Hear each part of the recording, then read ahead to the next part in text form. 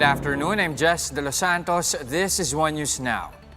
Part of Metro Manila's transition to a modified ECQ is the reopening of malls in the country's capital. But what are mall operators doing to prevent transmission of the SARS-like virus once they open their doors to the public?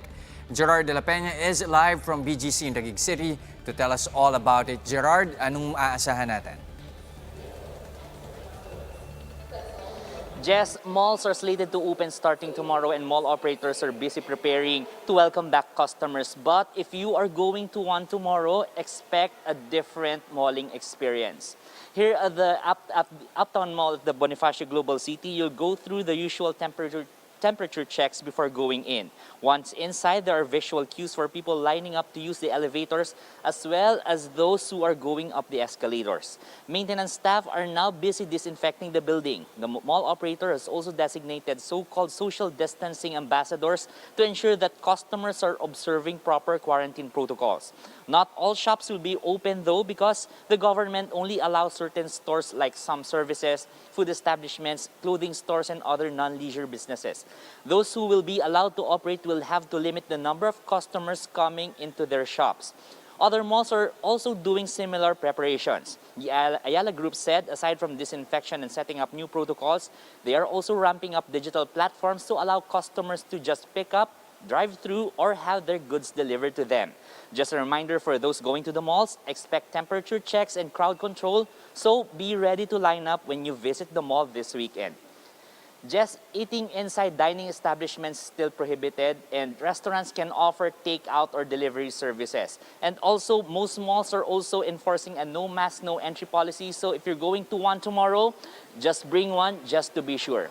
Jess. Well, Gerard, how about senior citizens and minors? Are they going to be allowed to enter malls? At the same time, are they going to put a cap in the number of visitors that they're going to have per day?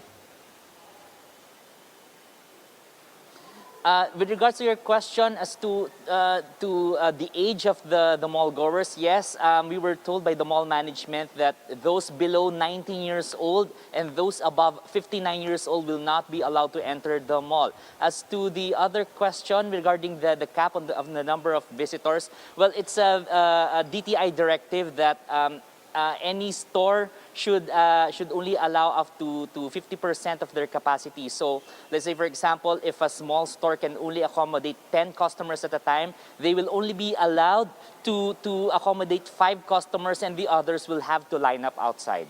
Yes. How about in terms of operating hours, Gerard? Limited pa rin ba? Yes, as far as this mall is concerned, they will be open from 10 a.m. up to 7 p.m. As opposed to the normal mall operating hours of 10 a.m. up to 9 p.m. So again, this mall will be open from 10 a.m. up to 7 p.m. only tomorrow. Yes. All right, thank you for those details. That was Gerard De La Peña reporting to us live from BGC. Here are some of the day's biggest stories. 8 inmates from the Correctional Institute for Women have recovered from COVID-19. They are headed back to the CIW compound where they will remain in isolation. The city of Imus's molecular laboratory is one step closer to becoming an accredited testing facility. It is expected to undergo stages 2 and 3 of the DOH and RITM's accreditation process today. 2 more oil companies will extend their fuel subsidies to bus units ferrying health workers around the metro. Phoenix and Petron committed to continuing the program until end May in light of the extended ECQ in Metro Manila. For more updates, follow News 5, the Philippine Star and Business World Online. I'm Jess De Los Santos. We are One News.